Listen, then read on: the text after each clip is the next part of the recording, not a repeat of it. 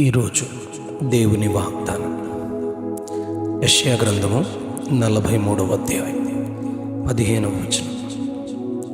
యెహోవా అనగు నేనే మీకు పరిశుద్ధ దేవుడను.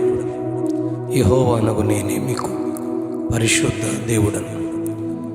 ఇశ్రాయేలు సృష్టికర్తనగు నేనే మీకు రాజు. ఈ వాక్యము ప్రవక్త అయిన యెషయా ఇజ్రాయేలుగా మార్చబడిన యాకోబును గురించి ఈ ప్రవచనము చెప్తూ ఉన్నాడు.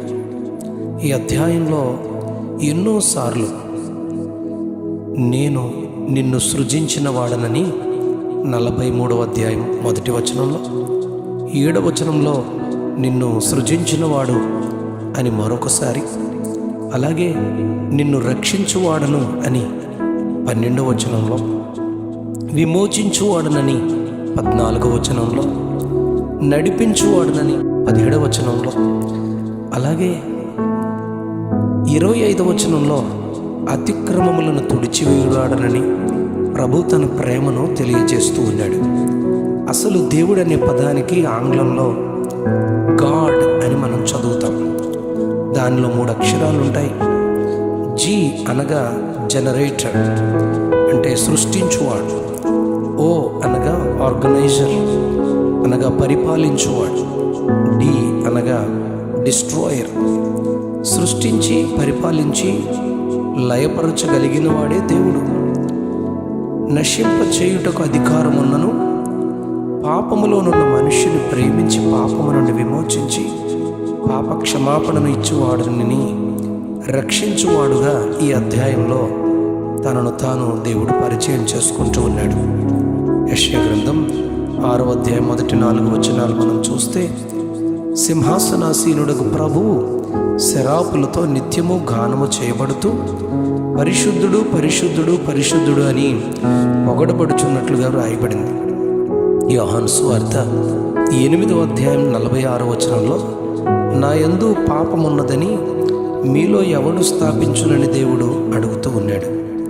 అలాగే పేతురు రాసిన మొదటి పత్రిక 1వ అధ్యాయం 14వ వచనంలో, నేను పరిశుద్ధుడను అని ప్రభువు తెలియచేస్తూ మీరును పరిశుద్ధులై ఉండుడి అని హెచ్చరిస్తూ ఉన్నాడు.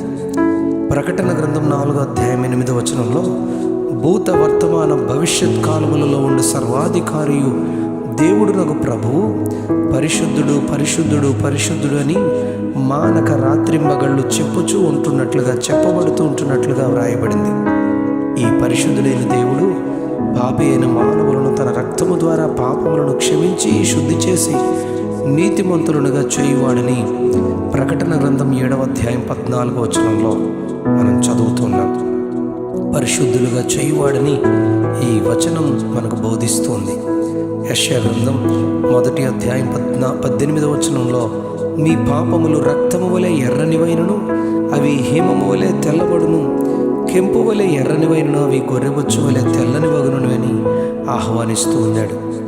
యోహాను మొదటి పత్రిక 9వ వచనంలో, 1వ అధ్యాయం 9వ వచనంలో, మన పాపములను మనం ఒప్పుకొని నీడల ఆయన నమ్మదగినవాడు నీతిమంతుడు గనుక ఆయన మన పాపములను క్షమించి సమస్త దుర్నీతి నుండి మనలను పవిత్రులనుగా చేయునని యోహాను మనలను ఆహ్వానిస్తూ ఉన్నాడు. కనుక యెహోవా అనగు నేనే మీకు పరిశుద్ధుడనని పిలుచుచున్న ఆయన వాక్యము చొప్పున మాట చొప్పున మనము పరిశుద్ధులుగా చేయబడడానికి ఆయన క్షమాపణ కోరుకుందాం. ఆయనను పరిశుద్ధుడిని గుర్తిందాం. ఆయన పరిశుద్ధతను ఆహ్వానించుకుందాం.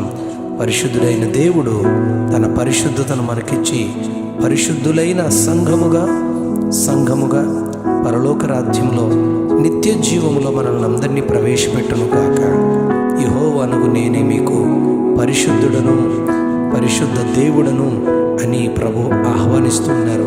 ఆ ఆహ్వానాన్ని మనం మన్నించి ఆయన రాజ్యంలో ఆయన బిడ్డలుగా ఆయన కొరకు జీవించుటకు పరిశుద్ధులముగా చేయబడుదుము గాక.